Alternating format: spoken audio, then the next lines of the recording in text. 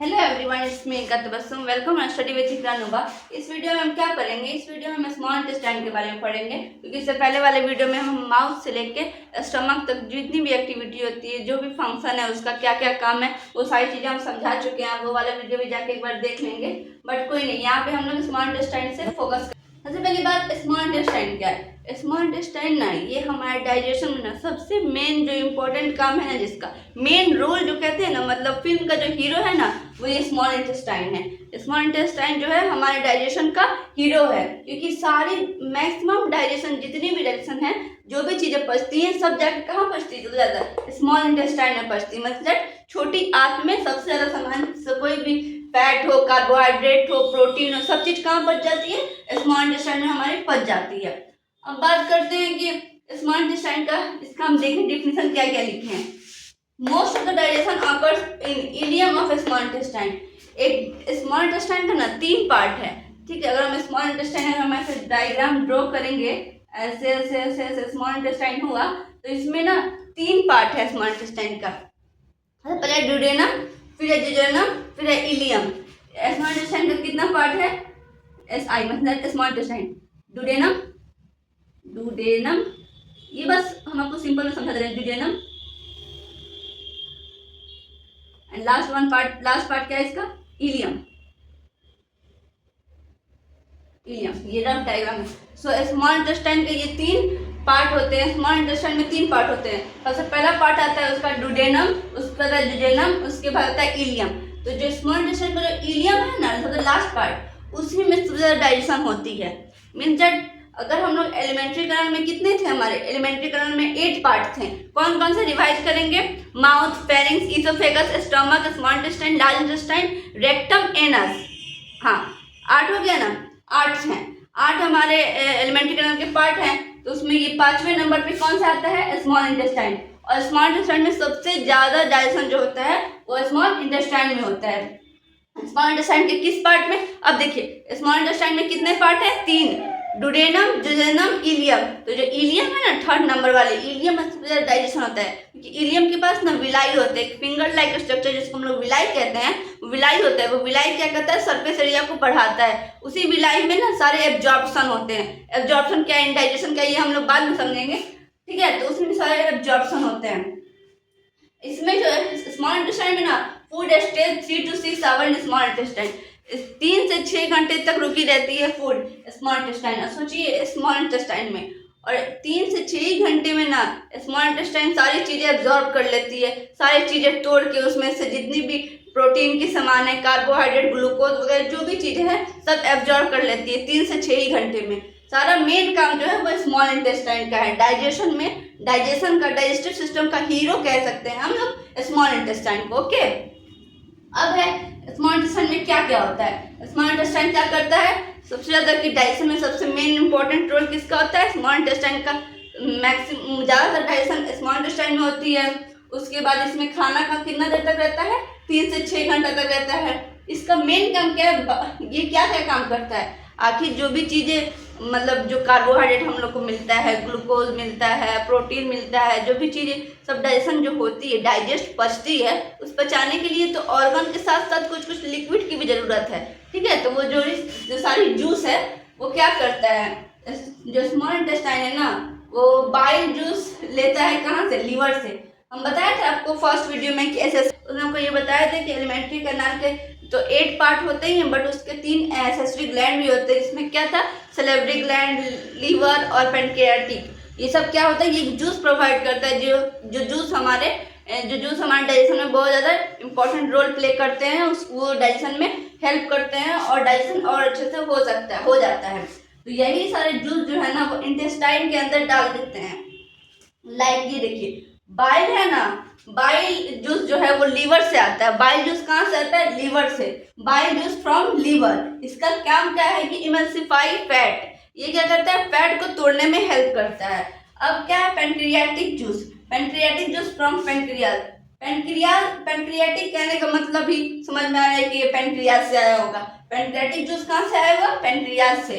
अब आ रहा है इंटेस्टाइनल जूस। ये तो हो गया, एक तो जूस लीवर से आ गया, एक तो जूस पेनक्रियाज से आ गया।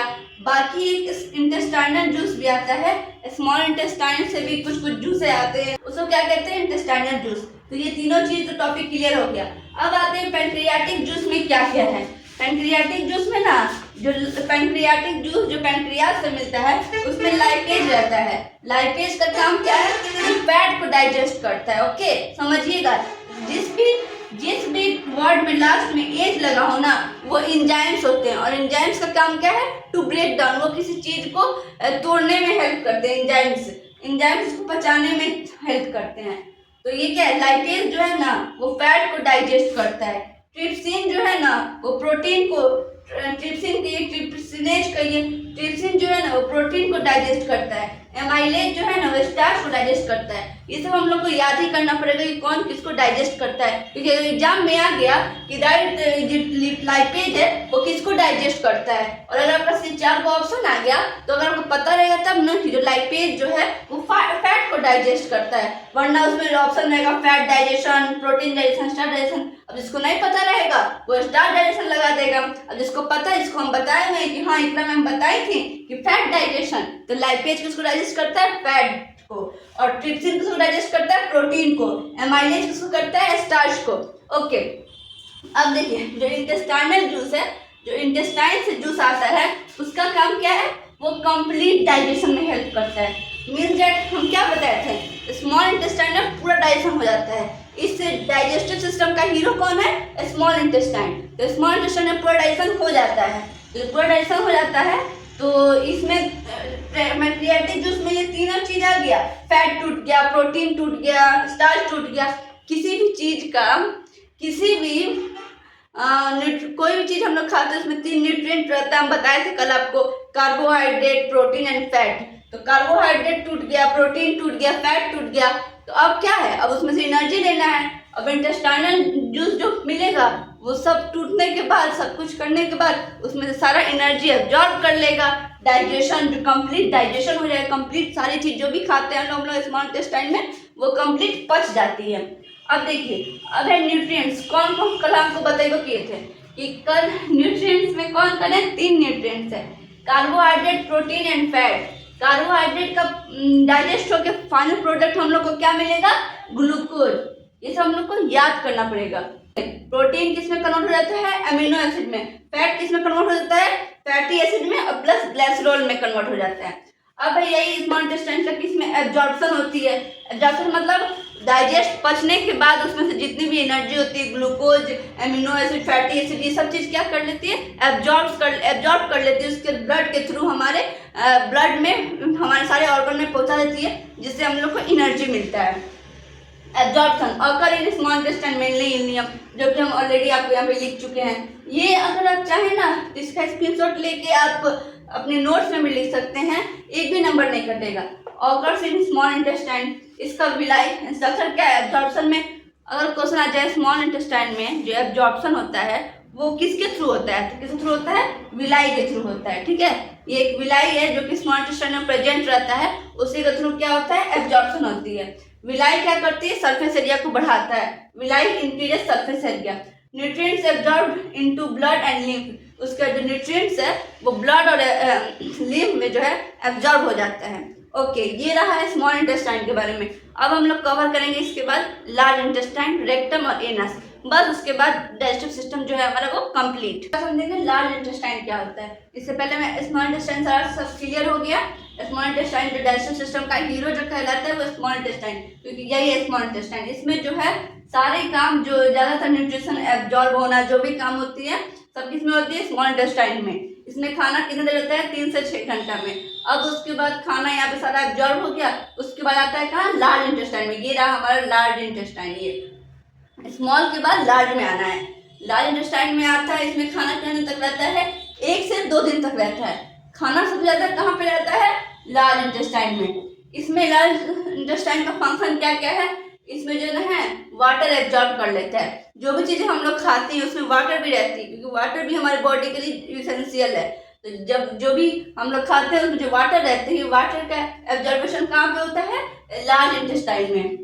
ये क्या करता है, फीसेस बनाती है। फीसेस कहने का मतलब ना, जो भी चीज हम लोग खा लिए लोग, उसमें से सारा एनर्जी एब्जॉर्ब हो गया, न्यूट्रिएंट सारा एब्जॉर्ब हो गया। अब उसमें जो वेस्ट मटेरियल बना वही सब चीजें पॉटी जो हम लोग करते हैं लोग, वही पॉटी बनाने का काम किसका है, लार्ज इंटेस्टाइन सब चीज एब्जॉर्ब करके, वाटर एब्जॉर्ब करके पॉटी बनाना स्टार्ट करता है, फीसेस बनाना स्टार्ट कर देता है। अब क्या है, फोर्थ पार्ट है इसका कि ये हाउसेस गट बैक्टीरिया है। हाउसेस गट बैक्टीरिया कहने का मतलब ना, जो भी हम लोग जो भी खाते हैं जिसमें वो अच्छे गुड बैक्टीरिया होते हैं, जो कुछ हमारे विटामिन में हमें हेल्प करते हैं, जो भी बैक्टीरिया अच्छे होते हैं ना, उसमें वो सारे बैक्टीरिया कहाँ रुक जाते हैं, लार्ज इंटेस्टाइन में। ठीक है, तो ये रहा लार्ज इंटेस्टाइन का बात। अब है लार्ज इंटेस्टाइन का पार्ट कितना है। लार्ज इंटेस्टाइन में 3 पार्ट होते हैं। 3 पार्ट स्मॉल इंटेस्टाइन के भी थे, 3 पार्ट लार्ज इंटेस्टाइन के भी हैं। बस पार्ट एक बार देख लेंगे, सीकम कोलोन रेक्टम। ठीक है, सीकम कोलोन रेक्टम। जो रेक्टम है, रेक्टम भी क्या करता है, पास प्रोवाइड करता है फीसेस के लिए, मींस दैट पॉटी के लिए ये पास प्रोवाइड करता है फीसेस। उसके बाद ये रहा एनस। अब जब जो भी हम लोग खाना खाएं, यहाँ से वाटर लाइन से वाटर एब्जॉर्ब होने के बाद रेक्टम में आया, रेक्टम के थ्रू एनस में आया, एनस में आके वेस्ट मटेरियल करके जो भी हम लोग पॉटी करते हैं एनस के थ्रू निकल जाता है। ओके, अब एक बार ये बस एक डायग्राम समझ लेंगे। ये रहा माउथ है ना, ये रफ लिख रही हूँ। माउथ में हम लोग जो भी खाए लोग, माउथ से होते हुए हमारे फेरिंग्स क्या करता है, बस एक पास प्रोवाइड करता है। माउथ के बाद आता है फेरिंग्स हमारा खाना को ईसोफेगस में ढकेल देता है। ईसोफेगस जो है वो हमारे खाना को स्टमक में ढकेल देता है। स्टमक से निकलते ही यहाँ से लीवर जो है, सस्री ग्लैंड है, लीवर अपना जूस, बाइल जूस प्रोवाइड करता है स्टमक में, और पेनक्रियाज जो है वो पेनक्रियाटिक जूस प्रोवाइड करता है। उसके बाद स्टमक से खाना आने के बाद स्मॉल इंटेस्टाइन में आता है। स्मॉल इंटेस्टाइन में लीवर भी अपना जूस डाल देता है, पेनक्रियाटिक जूस, पेनक्रियाज अपना जूस डाल देता है। स्मॉल इंटेस्टाइन में 3 जूस मिल जाते हैं, इंटेस्टाइनल जूस भी जाते हैं, वो तीनों मिलके हमारे कार्बोहाइड्रेट एब्जॉर्ब हो जाते हैं, प्रोटीन एब्जॉर्ब हो जाते हैं, फैट एब्जॉर्ब हो जाते हैं। सब कहाँ होती है, स्मॉल इंटेस्टाइन में। उसके बाद कहाँ जाता है, लार्ज इंटेस्टाइन में। ओके, उसके बाद लार्ज इंटेस्टाइन में होते हुए फिर रेक्टम के थ्रू, एनस के थ्रू जो भी चीज हम लोग खाते हैं लोग फीसेस के फॉर्म में, पॉटी के फॉर्म में बाहर आ जाती है। ओके, तो ये रहा फाइनली हमारा डाइजेस्टिव सिस्टम जो है वो कंप्लीट हो गया। यहाँ से यहाँ तक फाइनली जो है हम लोग का डाइजेस्टिव सिस्टम कंप्लीट।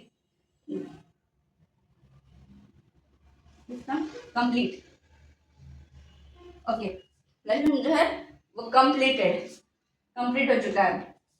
अब है कुछ न्यूट्रिशन। अब ये कुछ टर्म है, कुछ पॉइंट है, कुछ वर्ड है जो हम लोग को समझना पड़ेगा।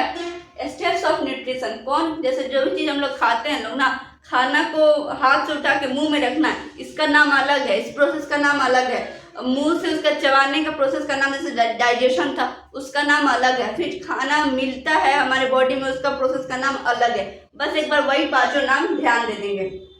स्टेप्स ऑफ न्यूट्रिशन, सबसे पहला क्या है, इनडाइजेशन कहने का मतलब ना, जब जैसे ही हम लोग कोई चीज, हमारे पास खाना आया, एकदम सिंपल मीनिंग में समझेंगे, हमारे पास खाना आया, खाना को बस सान के जैसे ही हाथ से उठा के मुंह तक ले जाने को, हाथ से उठा के मुंह तक, बस मुंह में रखने तक के प्रोसेस को क्या कहते हैं, इनडाइजेशन कहते हैं। अब ठीक है, हाथ से उठा के मुंह तक रखने का प्रोसेस को क्या कहेंगे, इनडाइजेशन। मुंह में बस रखे, अभी चबाए नहीं है।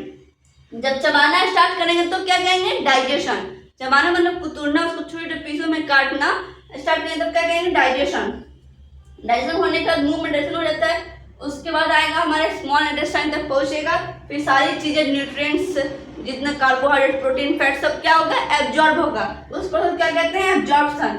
उसके बाद जो भी चीजें एब्जॉर्ब हुई है, अब एब्जॉर्ब होगी वहीं तो रहेगी नहीं, हमारे ब्लड के थ्रू हमारे सारे बॉडी पार्ट में पहुंचेगी ना, तभी ना हम लोग हर बॉडी पार्ट को एनर्जी मिलेगा, रिपेयर होगा, ग्रोथ होगा।